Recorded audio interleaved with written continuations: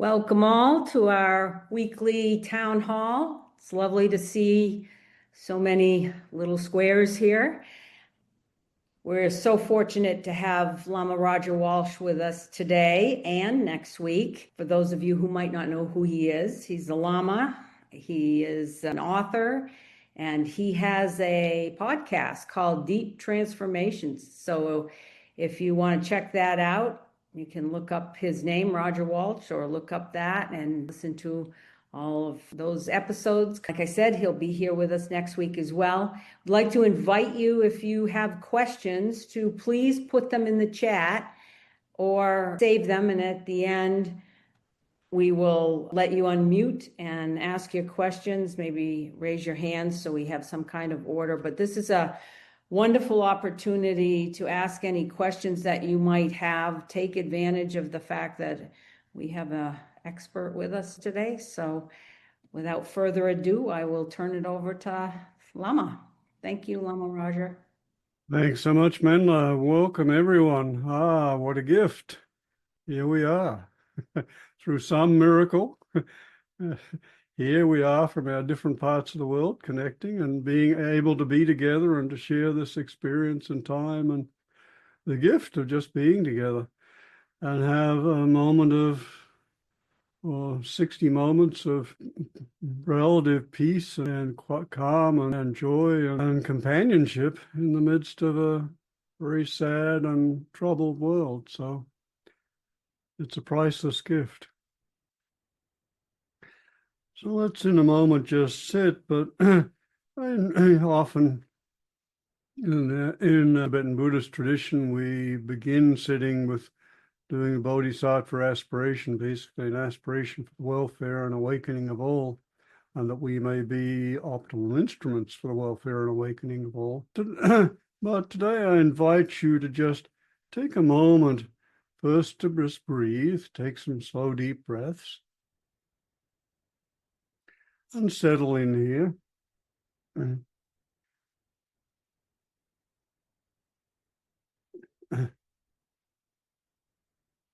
And allow yourself to get comfortable in your seat. Maybe to move a little in a way which just allows the body to settle.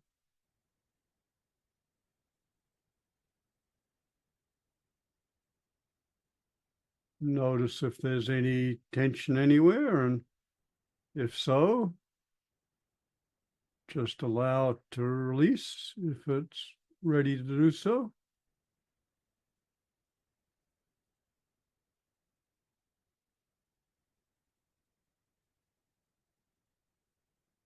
And be really aware of your body. Just you might like to scan your awareness through the body, perhaps beginning at the head and just slowly running awareness through the body, down through the neck, into the chest, and arms, out into the fingers, really just feeling your fingers.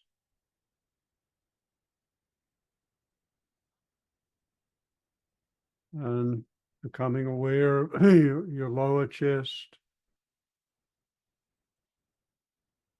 the sensations of the abdomen.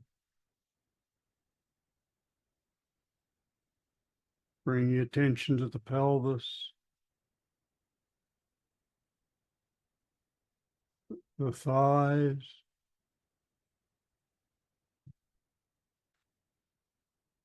checking what's your experience of your lower leg, your calves, and what's going on in your ankles and your feet, and feel the sensations in the toes.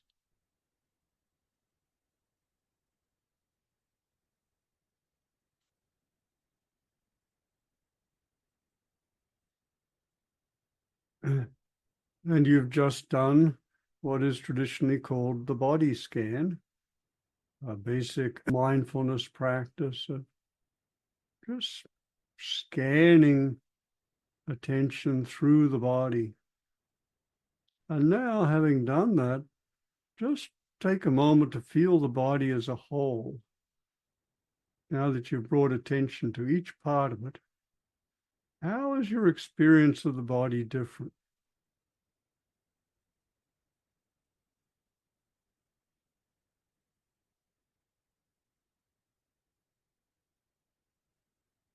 What do you notice now that you didn't notice before?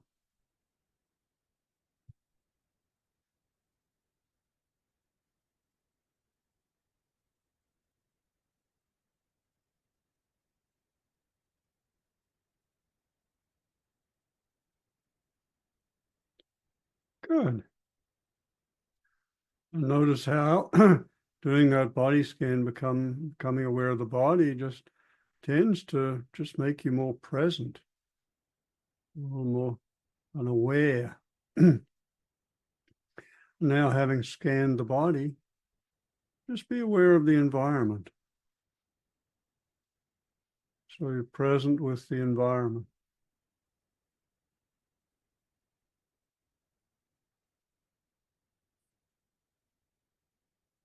Nothing to do or change.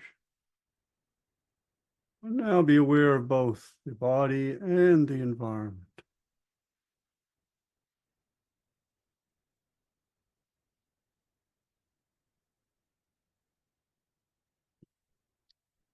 Good.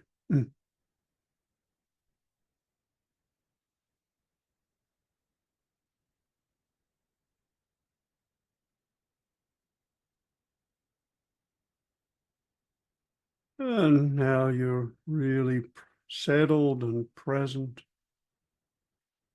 And I was saying that usually we start with the Bodhisattva aspiration for the welfare and awakening of all, and that's a beautiful aspiration for any sitting or any time at all, but particularly the beginning of a sitting. But today I just invite you to feel inward and see what aspiration would best serve you today. What is it that you would most like to invite into your experience in this hour of practice we have today?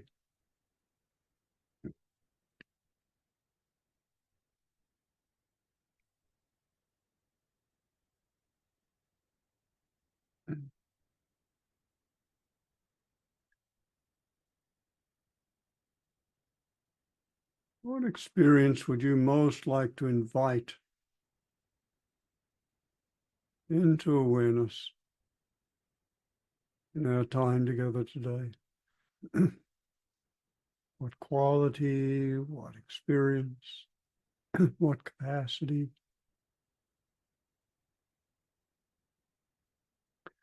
And just and just have that as an invitation. You know, it can be a prayer if you wish, a form more supplicatory prayer, but it can also just be an invitation, inviting this quality or experience or capacity into experience.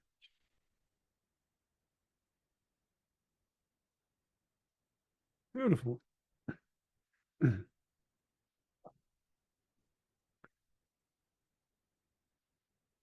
Okay.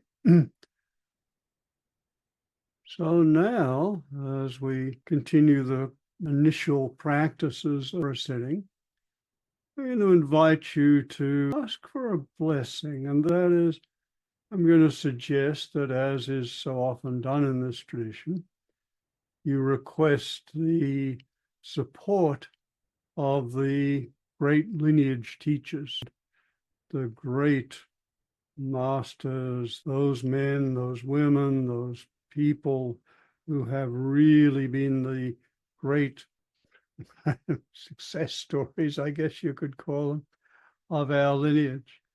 Those people who have really woke up and taught and served most effectively. So think of the great lineage holders. whether it's, for example, Longchenpa or Chingmi Lingpa or any and all of these teachers. And we ask for a blessing from them. And it can be done at various ways. One can simply just do it as a kind of visualization, or one can hold the recognition that these people awoke to awareness which is outside space-time, so it's ever present. And now being the closest approximation to eternity or the timelessness that this world holds. So right now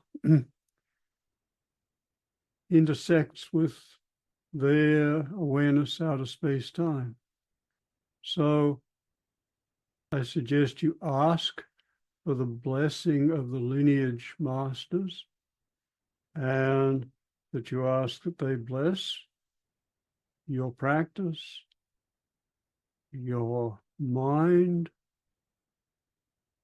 purifying it of anything which stands in the way of your well-being and awakening, fostering those qualities of heart-mind which support well-being and awakening.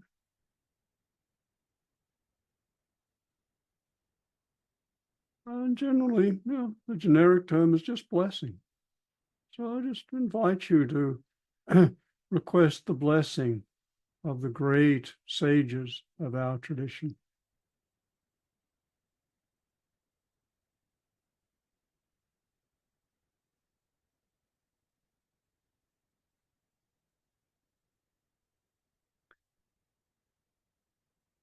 Good.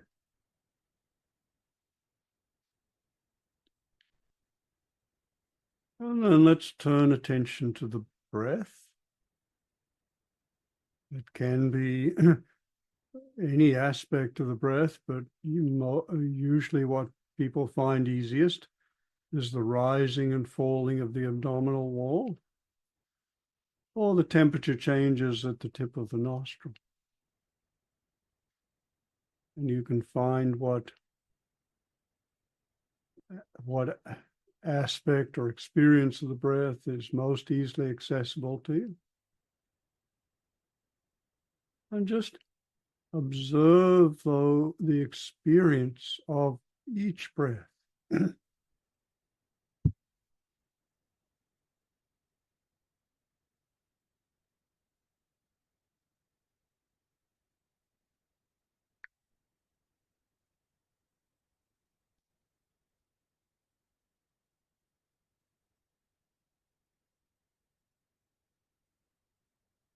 And see if you can follow the flow of sensations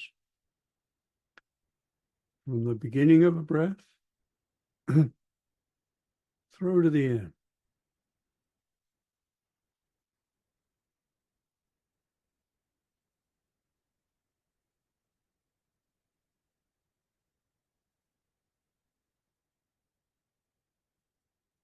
And now see if you can make the attention more precise, and see if you can catch the beginning of the in-breath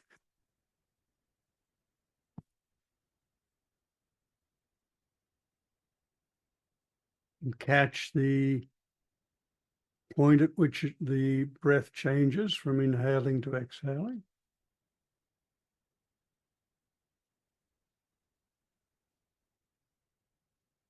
And catch the end of the breath and the gap before the next breath starts. So what we're doing here is we're refining attention, making it more precise, and also making our awareness more precise.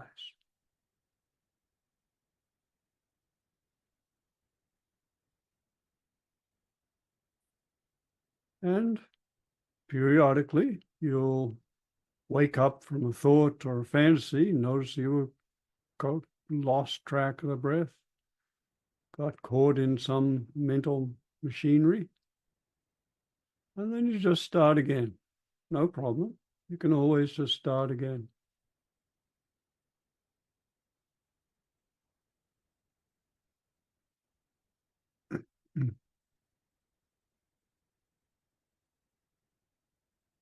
And now just taking it to the next level of sensitivity, precision. See if you can notice the beginning, a 3-point, 3-point noticing, the beginning of the in-breath, the change from in-breath to out-breath, and the end of the out-breath.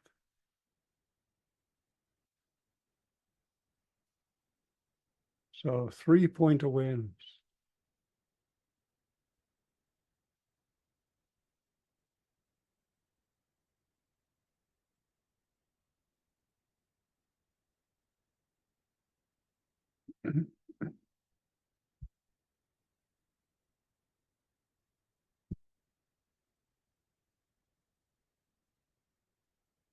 And let's add just one more level of refinement, which is an important one, because if you stay with this, you'll notice that the place where the mind tends to wander most is often in the gap between the out-breath and the next in-breath.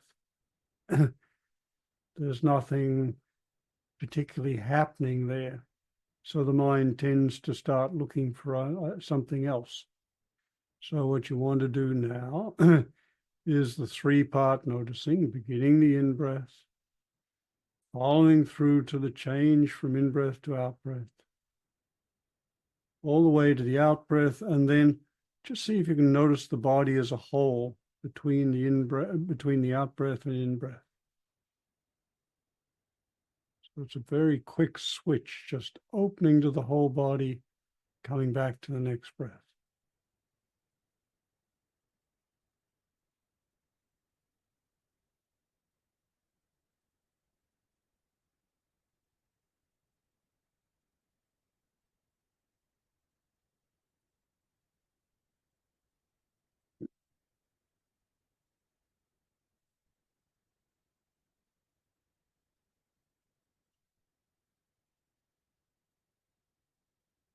Good.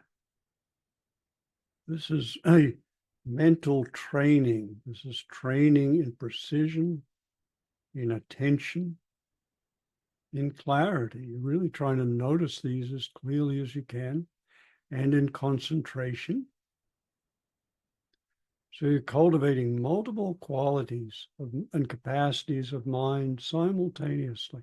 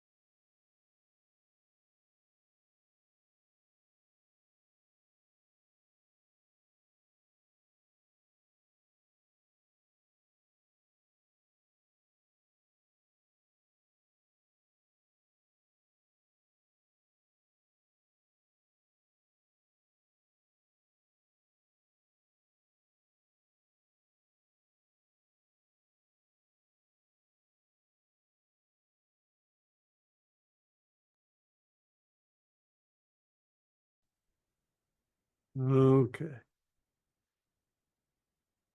All right. Good. Now, what we've been doing is cultivating some qualities of mind and capacities of mind that are really crucial for our awareness practice. So now that we've done, we've honed and refined, we've developed some concentration, some precision, some clarity. Let's now open the awareness So you become aware of first the whole body, then your whole environment.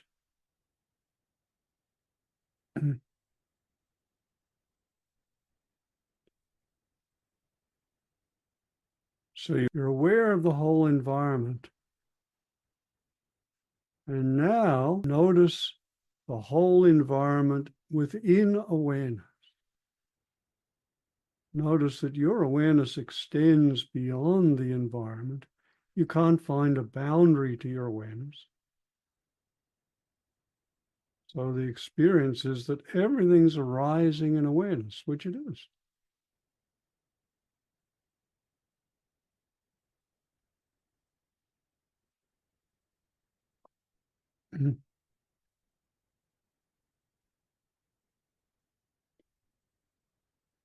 So notice that everything's arising in awareness. And you might like to experiment for a moment, just see if you can find a boundary to the awareness.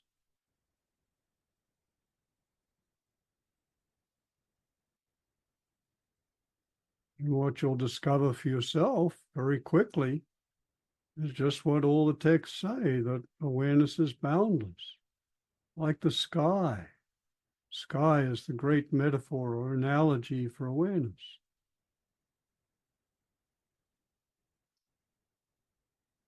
It's translucent, clear. Notice the awareness is translucent and clear and ungraspable. And notice that you don't have to do anything to what things that arise in awareness.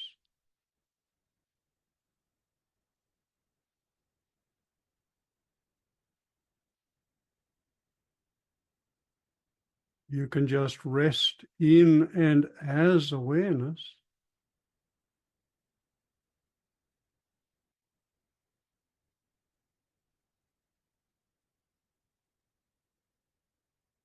Rest in and as awareness. And notice that as awareness, you don't have to do anything.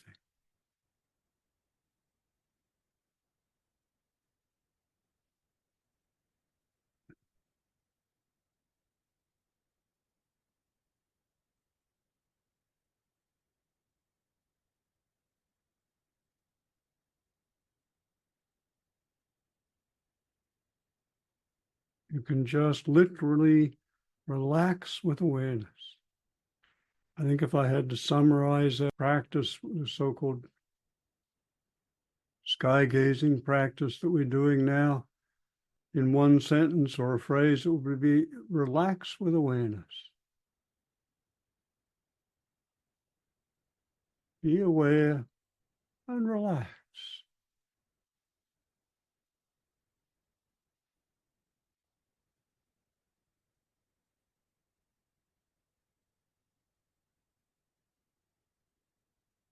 Be aware, be really aware and relax.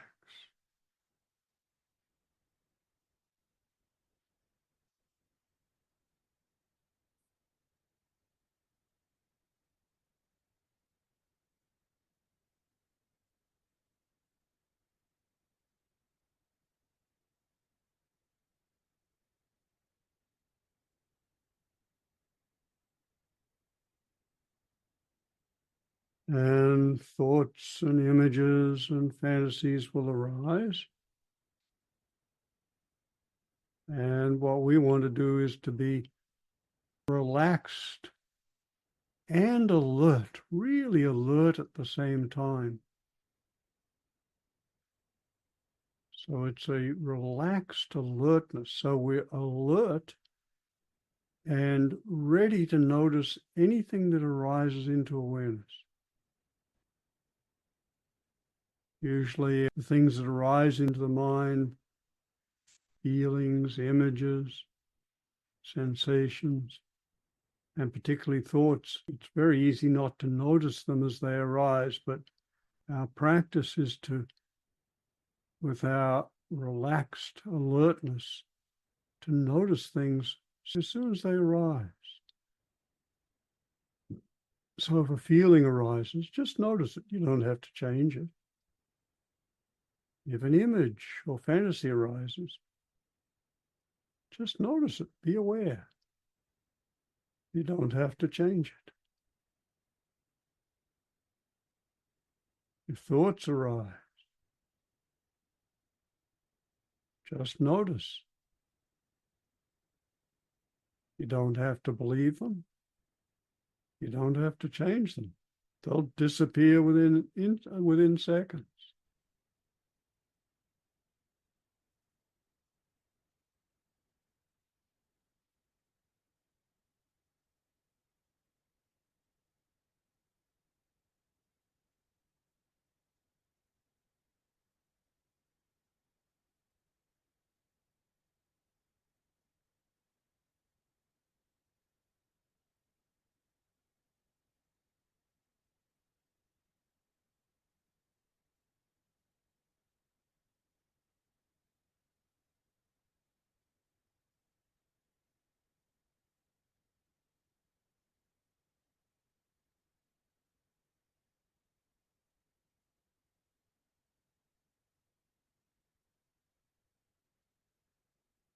Good.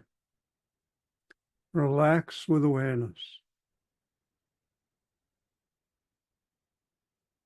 Alert awareness.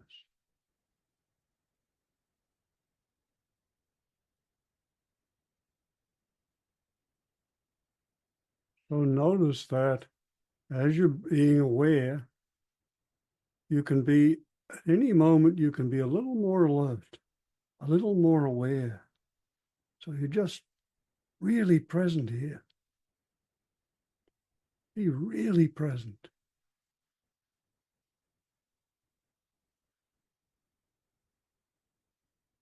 And if you're really present in this moment, now, what's happening? What's in your experience? What were you missing before?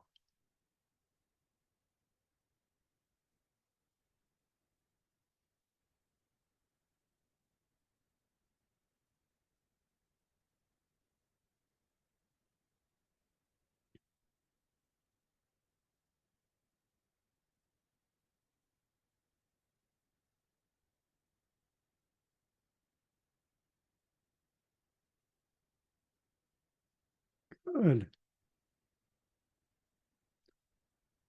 The interesting thing about alertness, it seems like it's almost always possible just to be a little more alert. Oh, okay.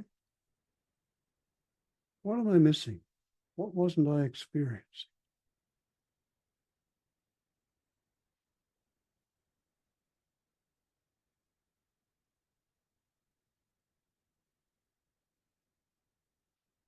Can I catch what's arising in the mind in this moment and the next and the next?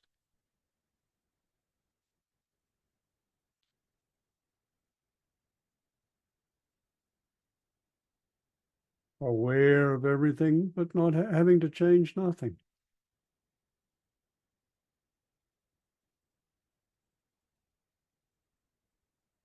And you might notice that if you let in that recognition, you don't have to change anything, that there's a relaxation that comes with that. Ease. We spend our lives looking for what we have to do and change and fix in ourselves and outside. We operate under the belief that to be content, we have to somehow change ourselves and come to some better experience or state. But that means that happiness and awakening are always postponed. They can't ever be present if we have to have a different experience.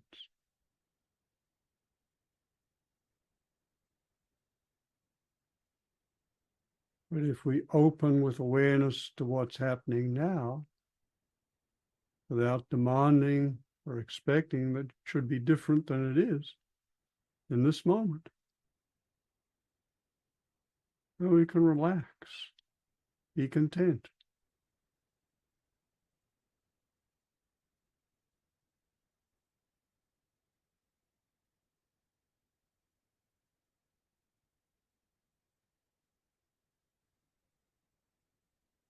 Good.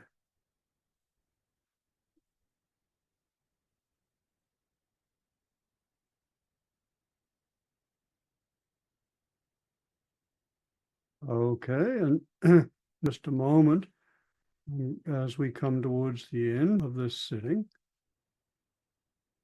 I'm going to suggest you, as you transition, you maintain this awareness. Nothing, you bring awareness back. But first, there's a really good thing to do at the end of each sitting.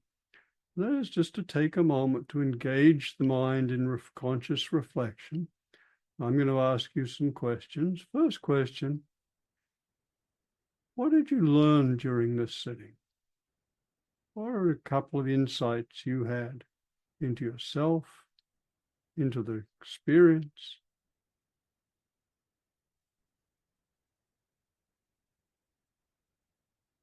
You might like to name them so as to hold them in memory better.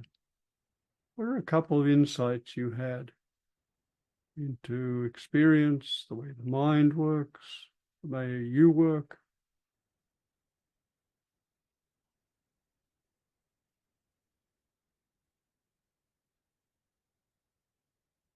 Good.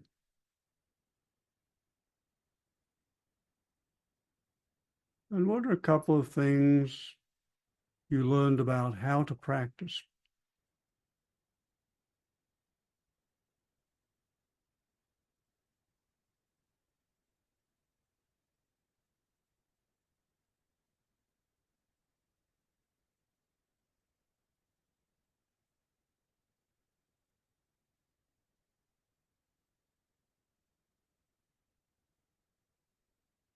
You might like to name those.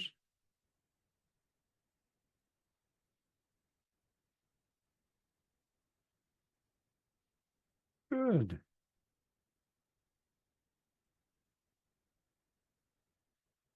Okay, and now as you bring awareness, as we end the so-called formal practice, it doesn't feel too formal, but anyway, we end the supposed sitting and just come back out of the sitting. See if you can, if it's actually not much of a transition. See whatever awareness you have been cultivating, whatever precision, sensitivity, and just relax into this moment now in which you're not formally sitting, but actually you are continuing to practice. Okay, what we're wanting to do is to begin to fade the difference between practice and non-practice. So just continue to sit. And I'm going to just talk a little bit, and I invite you to continue sitting and just let the words you hear wash through. Not trying to figure them out, not trying to do anything with them much. Or just alert, relaxed, aware, perhaps periodically checking in with the breath or the body, periodically noticing that your awareness encompasses everything. And within that, these words.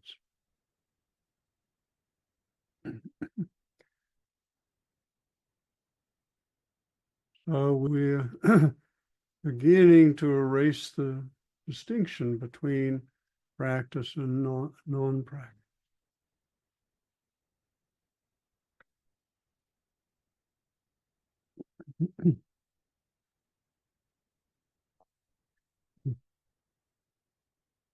And I just wanted to now take a few minutes to just reflect as you continue your practice, to reflect on our troubled world and how we may want to respond. And the great message of our tradition, of the Buddhist tradition, with its first noble truth that there is in unenlightened living there is suffering. That's a common theme of all the great religions and wisdom traditions. At times it feels like that there are times of more suffering and turmoil. It feels like our troubled world is in one of those at the moment. The question comes up for all of us, well, how do we respond? And like you, I wrestle with this question a lot, and it seems that that question, how can I respond, really encompasses all major questions.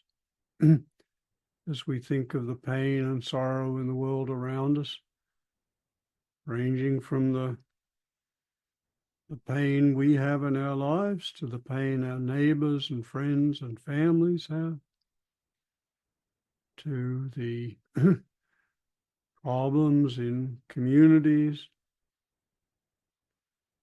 to the problems in states and counties, all the way to the national level, the problems and conflicts our beautiful country is having, and the tragic conflicts and crises our world is having, and that we are, as a species and civilization, are facing.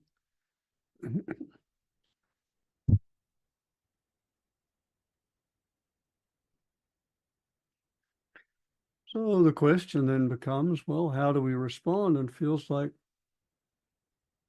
the question becomes, well, what can I do? How can I contribute in some small way? It doesn't have to be some huge, heroic, bigger than life, Hollywood style response. How can I help? What can I do is the first question that arises.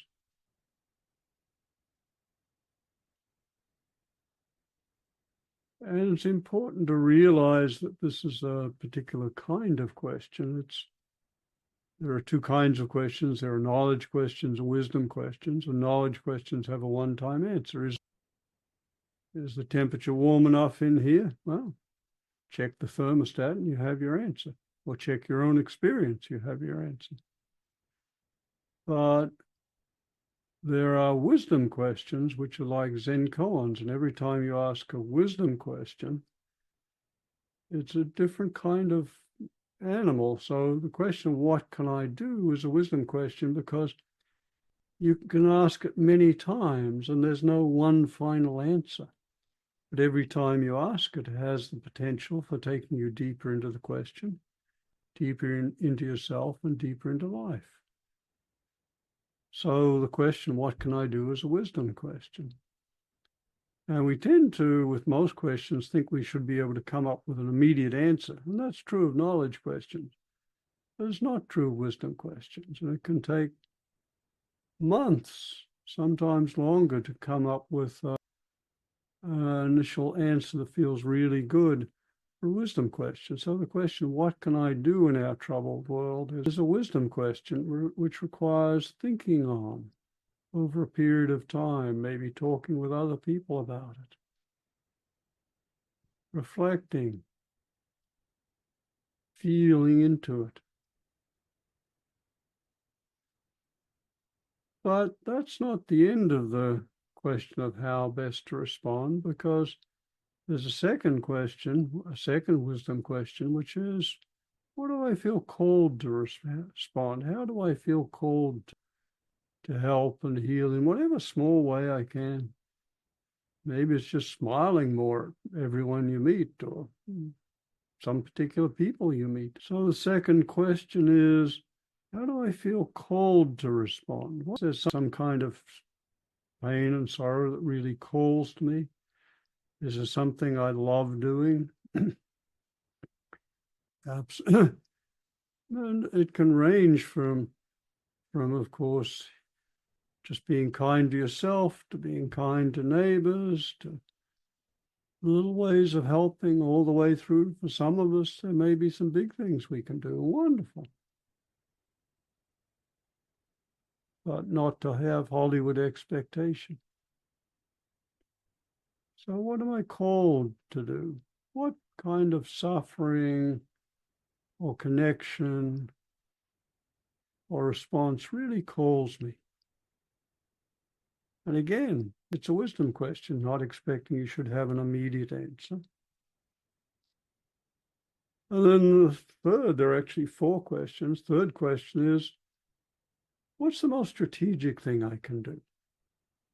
With my unique situation and skills and connections, and this is something, what's the most strategic thing I could do? How can I leverage my impact in some way so as to touch more people, help a little more? And again, it's a reflection, a wisdom question. And there's no final answer because each time we ask the question, the question can deepen and we can deepen.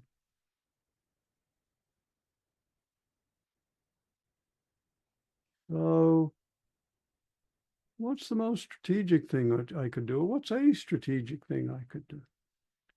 And the final question is really a question that's for this community, communities of practitioners. It's the question, how can I live my life so as to be an instrument of service? That is, how can I live in a way which helps? And again, not in a Hollywood style way, but just, how can I live so as to be a little more helpful? That's a lifelong question. Actually, all of them are lifelong questions, but here in the fourth and final question, we're making it explicit. And it's one aspect of the Bodhisattva aspiration, which is so central to us in our tradition. How can I live so as to be a more effective instrument of help and healing and service? Beautiful questions. Wow, wouldn't the world be a different place if everyone reflected on these? So just take a moment and I invite you to just continue your practice. Let these questions kind of rattle around a little or just work their magic. They will, the extent you open to them, they will open you to them.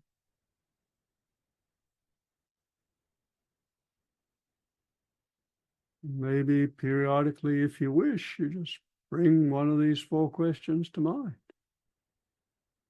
And here's a really beautiful aspect of this. It can be really valuable to, if you bring a question like, okay, how would I like to respond today? How would I like to help today? If you bring that to mind, not so much trying to figure it out, but trusting that your own psyche, your own mind has an innate wisdom. It's called yeshe in our tradition, primordial wisdom. That there's a primordial wisdom within each of us, which will offer us answers if we just ask.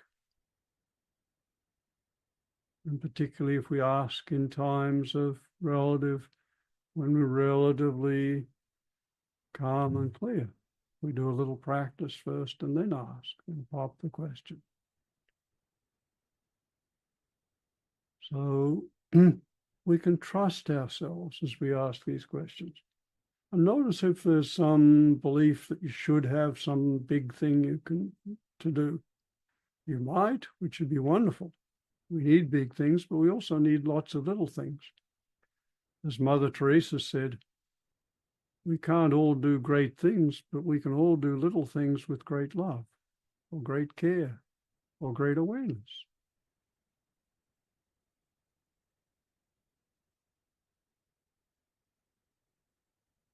Beautiful. So just take a moment and just go through these questions. Just raise one question into awareness and relax. Second question into awareness. Just hold it there. Third question, how can I help strategically?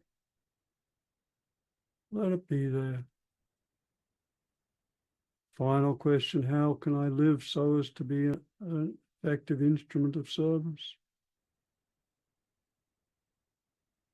And relax.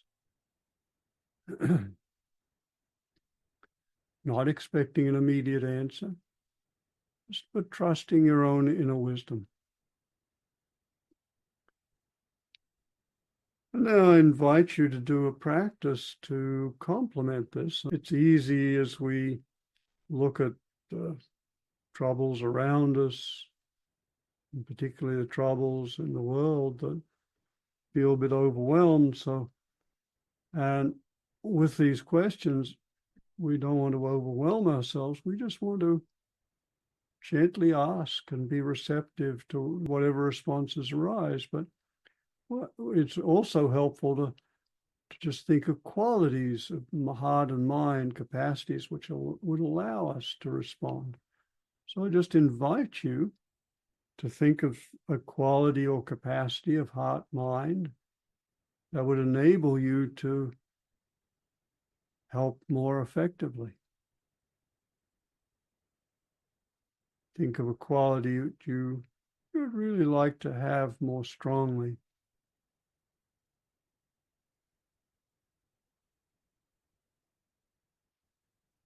And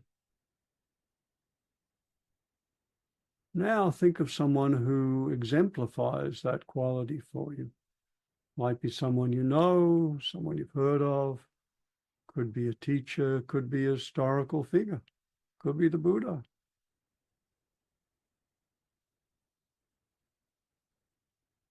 Could be Yeshe Sogyo, great female sage. Could be anyone.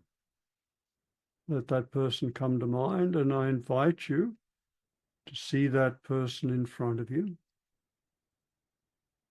This exemplar who embodies the quality you'd like to have.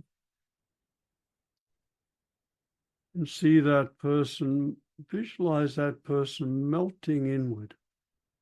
So they just dissolve inward into this golden ball of light. And then bring that ball of light over your head. Bring it down through the crown of your head, down through the spine, till it reaches your heart and then explodes through your body-mind. So your whole body-mind is imbued with this quality, this capacity, this strength. This strength you would like to have to live and help and heal more effectively. Beautiful. Feel what it's like to embody that quality. Know that at any time in the future, you can repeat this exercise, this practice, and strengthen this or any quality.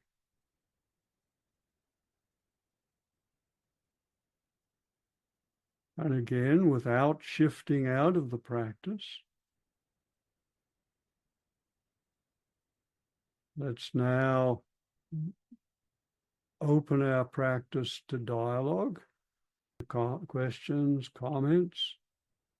If you have something you'd like to share or ask, please do so, all the while continuing our practice. Let's see, Anahita, is it? Yeah, that's right. Hi. Very good. Hi. Thank you so much. That was wonderful. My question would be, been very much in this state of providing service to others in small and big ways, and it's been feeling wonderful. And then I'm really attentive to practicing, having my own practice every day, and then attending these Sundays recently too. So it's been really great to do so and to kind of have that kind of quieter space for myself as well.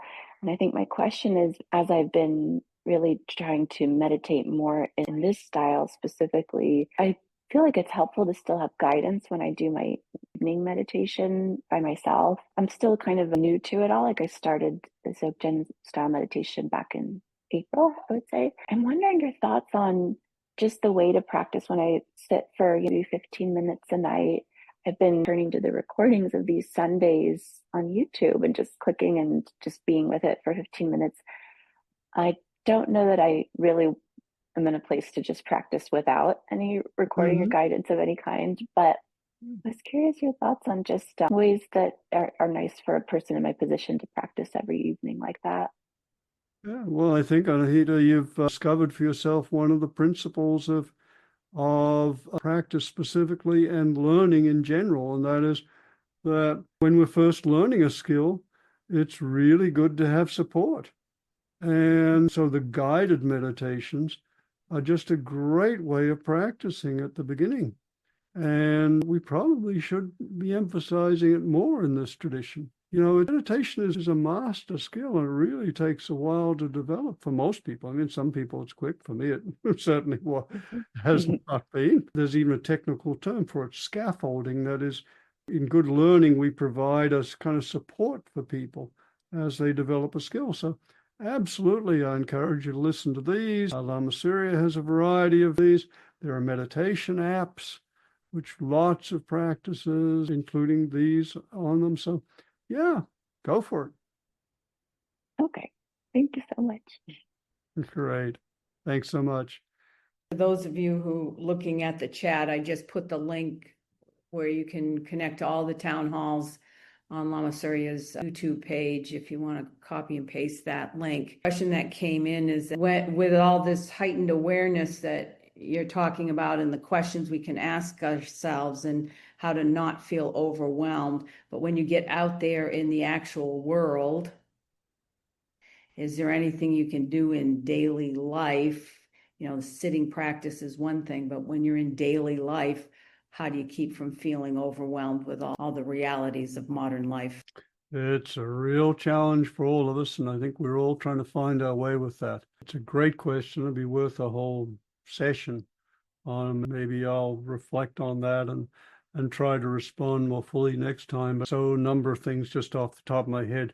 Yes, we're all prone to overwhelm. We're in an overstimulated, oversaturated world. We're in the so-called attention economy with billions of dollars spent trying to grab our attention and hold it and keep us hypnotized. So it really requires a multifaceted daily practice. And that can involve being very careful with, for example, social media. It can involve during the day taking regular periods of time, and they can be really brief, to take little breaks.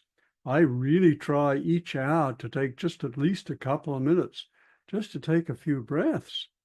And I'll do anything it takes to find that time. I go hide in the toilet or whatever to get my quiet time, because it's really important, because I get fried if I just have one meeting after another or one person after another or some media. It's like we are not designed for that. So first, be aware when you're getting overloaded. Second, schedule your life so as to get some breaks in there. And a healthy mental diet is just as important as a healthy physical diet.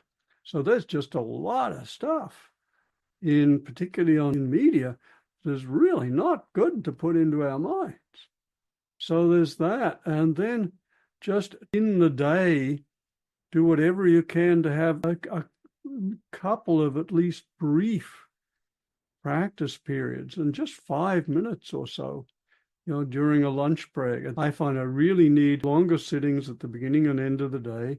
And at the middle of the day, I really need some time, ideally 10 minutes or more, but at least 5 minutes during the middle of the day. Otherwise, I just notice as the day goes on, I get duller and I'm just more and more fried. So it's a really important question, which we can't really do justice to now, but thank you for bringing it up, and I'll reflect on it, maybe discuss this more next week. Thank you so much, everyone, for being with us. Thanks for keeping us on time, and Dory, thanks for doing the tech work, and thanks to all of you for joining us and giving us a chance of being together.